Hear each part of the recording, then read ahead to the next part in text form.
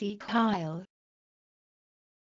The most important theme of the essay has to do with the difference between the primordial religions of the moon and the sun.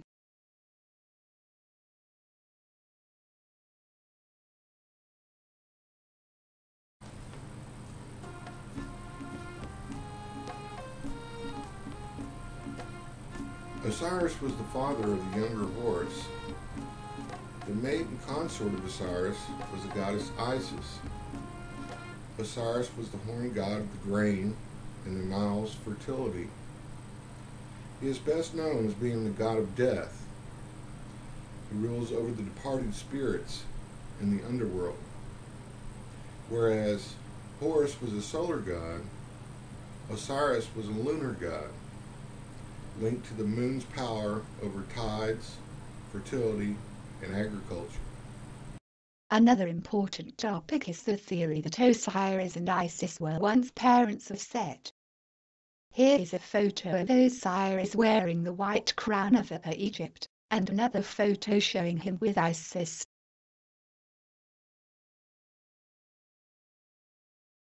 The best-known myth of Osiris has to do with his death and dismemberment at the hands of Set.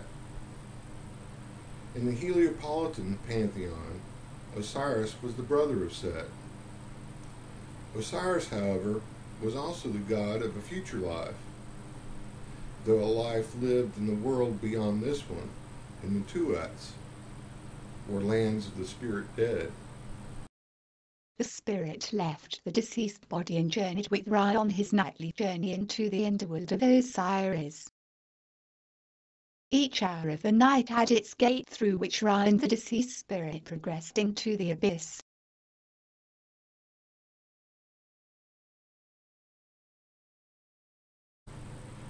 Osiris was also closely tied to another god, Apis, the god of cattle and bulls. As a matter of fact, his association with Apis was so close that the Ptolemaic rulers of Egypt joined the gods into one new deity known afterwards as Serapis, from Osiris plus Apis. The reason the Ptolemies created Serapis, a new god, was to give their Egyptian and Greek subjects a common god to worship. Their Egyptian subjects would accept the new god, since both Osiris and Apis were Egyptian gods. Their Greek subjects would also, hopefully, accept the new god, since Serapis was much like the Greek god Dionysus.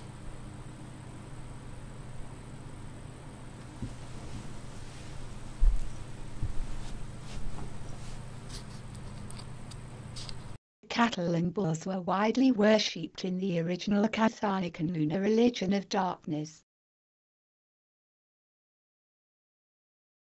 The mother of Dionysus, a Greek chthonic god, was Selene, the moon goddess. Serapis was an Egyptian/Hellenic horned god of cattle and the grain fields.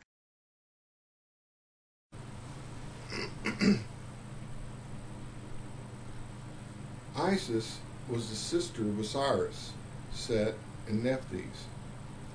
Isis was the serpent-cobra goddess of death in the underworld. Her mate was Osiris, with whom she ruled over the dead.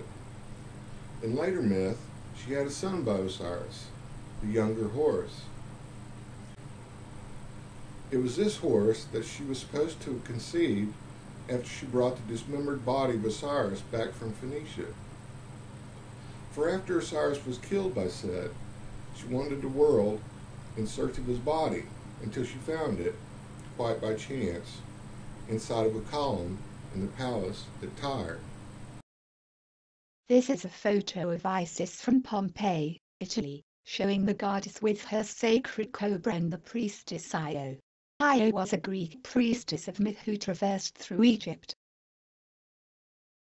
Tyre was a Phoenician city where Baal, the sun god, and Astarte, the moon goddess, had temples and cults.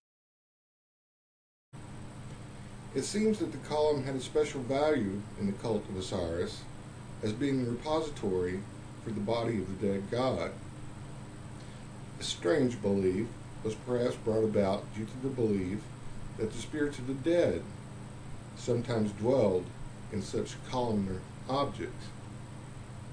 The Egyptians must have been very grateful to Osiris, the god of the dead, because they always built a bunch of lotus columns for their temples. Per the myth, Isis brought the body parts of Osiris back from Phoenicia to Egypt once she had found them.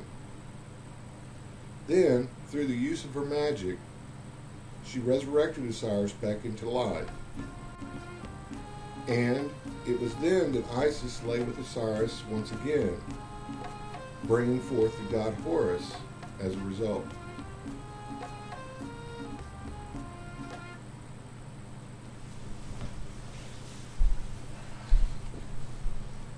This is a painting of Isis on the left and her sister, Nephthys, on the right, as they worship an Ancan sun arising from the columnar spiritual channel of Osiris.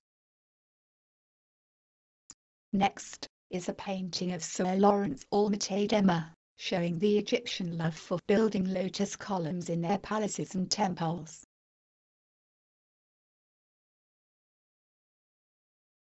Finally, here is a photo of a statuette with the later mythic triad of Osiris, Isis, and Horus. Horus, a solar god, very likely replaced Set, a lunar god, as the royal offspring of Osiris and Isis.